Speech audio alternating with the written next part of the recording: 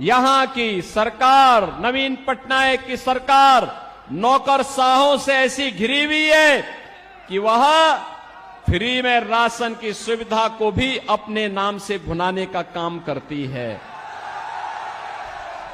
मोदी जी पूरे देश के अंदर 60 करोड़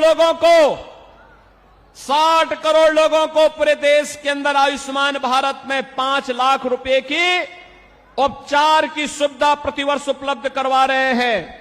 लेकिन यहां पर नवीन पटनायक जी की सरकार यहां पर आयुष्मान भारत लागू नहीं होने देना चाहती है।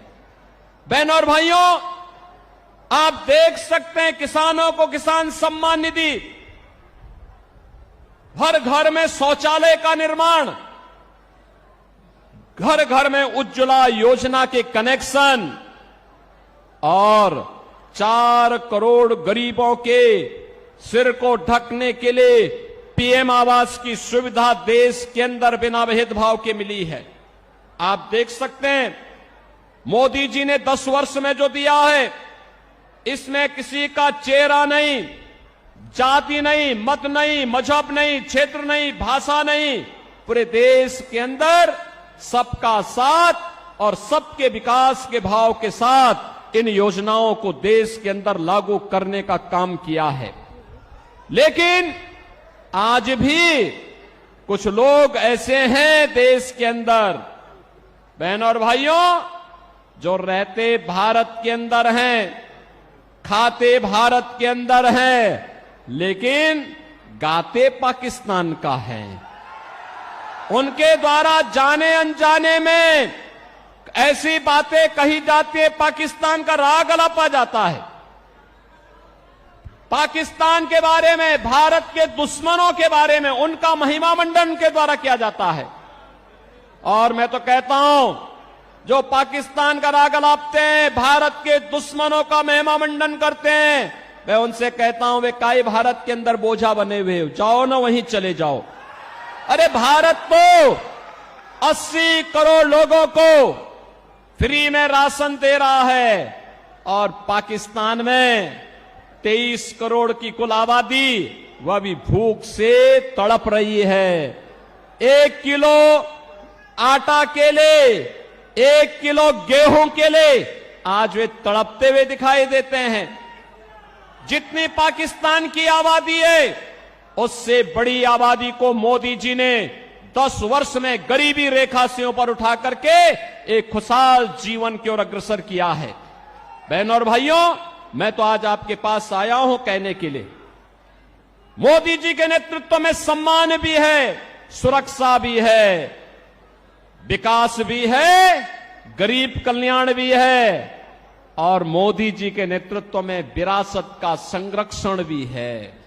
आप सोचो, अयोध्या में राम मंदिर का निर्माण कोई सोचता था?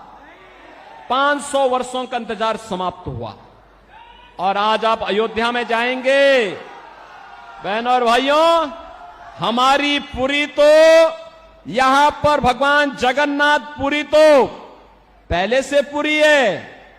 और यहां पर क्या हुआ, नवीन पटनायक सरकार के संरक्षण में भगवान जगन्नाथ पुरी के मुख्य खजाने की चाबी ही यहां गुम हो गई है।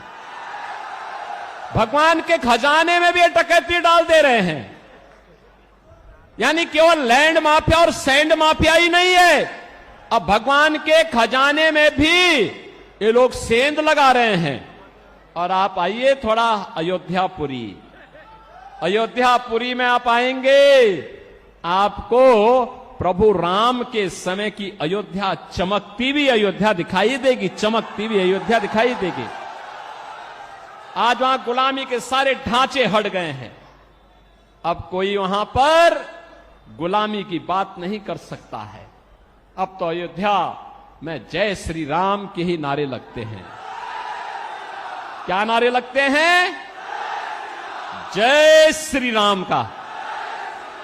बहनों और भाइयों, जय श्री राम का जो ये नारा है ना, आज ये पूरे देश के अंदर गूंज रहा है। मैं तो आपसे अपील करने के लिए आया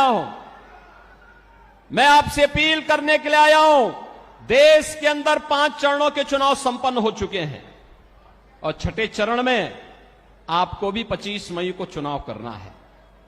बहनों और भाइयों, मैं पूरे देश के अंदर अब तक 12 राज्यों का दौरा किया हूं और 12 राज्यों के दौरे के बाद मैं कह सकता हूं पूरे देश के अंदर एक ही नारा गूंज रहा है, एक ही स्वर से सारे लोग बोल रहे हैं और वह बोलना है, वह है फिर एक बार मोदी सरकार, फिर एक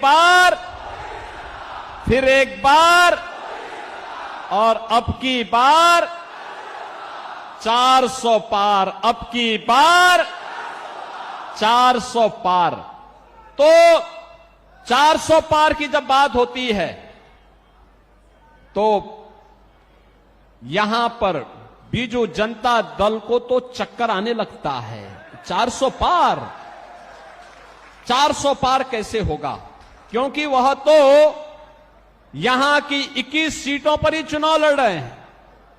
कैसे होगा मुझे बताओ, क्या ये लोग सरकार बना पाएंगे क्या सेंटर में? कभी नहीं बना सकते। तो उनको जिता के करेंगे क्या? वे नहीं कर सकते। और जनता जनार्दन से जब हम पूछते हैं कि भाई 400 पार क्यों, तो कहते हैं पूरे देश के अंदर एक ही नारा गूंजता है, वो कहते हैं जो राम को लाए हैं हम उनको लाएंगे, जो राम को लाए हैं हम उनको लाएंगे। और पूरे देश के अंदर जश्न है।